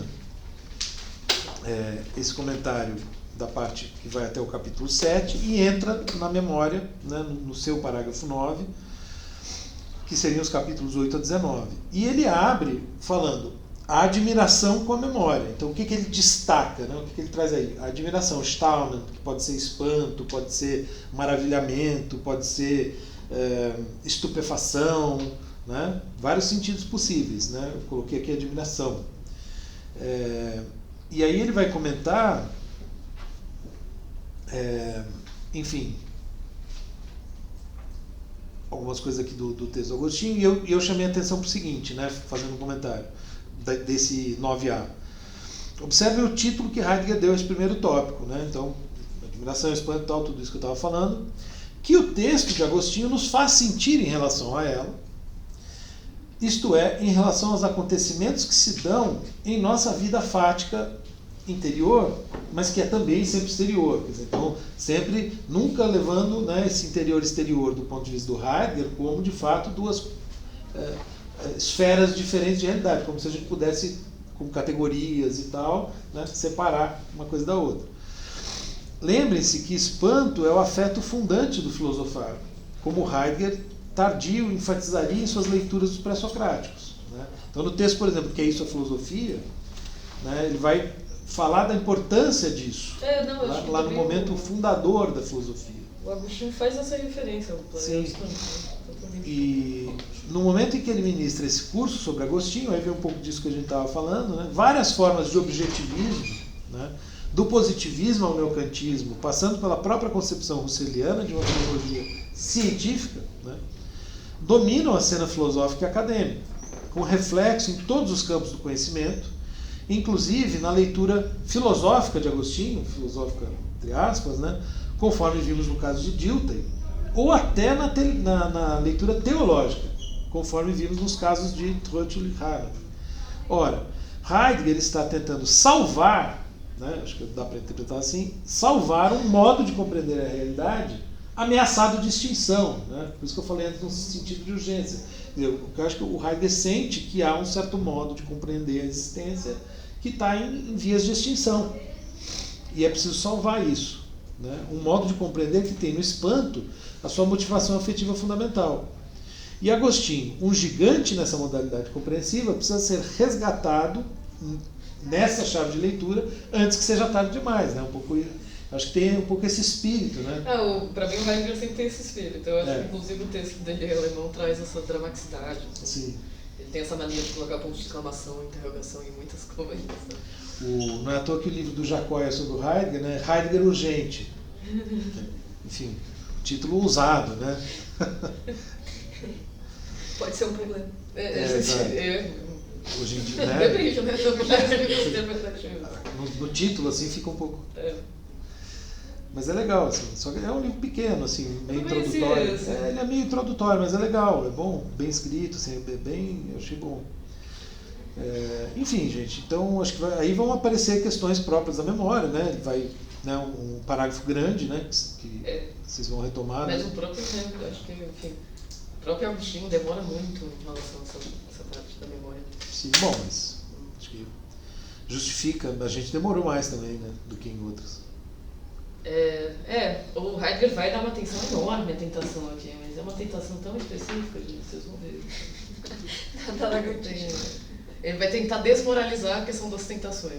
É difícil a tarefa. Também mais moralista do não tinha mais tantos comentários, assim, né? Acho que a maior parte dos comentários eu consegui fazer. Aí tem só o próprio texto mesmo, e tá aí, né? Enfim, tá na pasta. A gente retoma na próxima aula, né? Na verdade, eu vou estar fora na próxima aula, vou estar no congresso. Mas aí vocês... Nas duas próximas serei eu. Só que porque Porque essa enfim, sexta não tem aula, né? essa sessão não tem. É feriado na quinta. Mas aí, enfim, gente, tentem ler o texto. É um texto difícil, sabe? Esses textos do Jovem Heidegger são muito difíceis.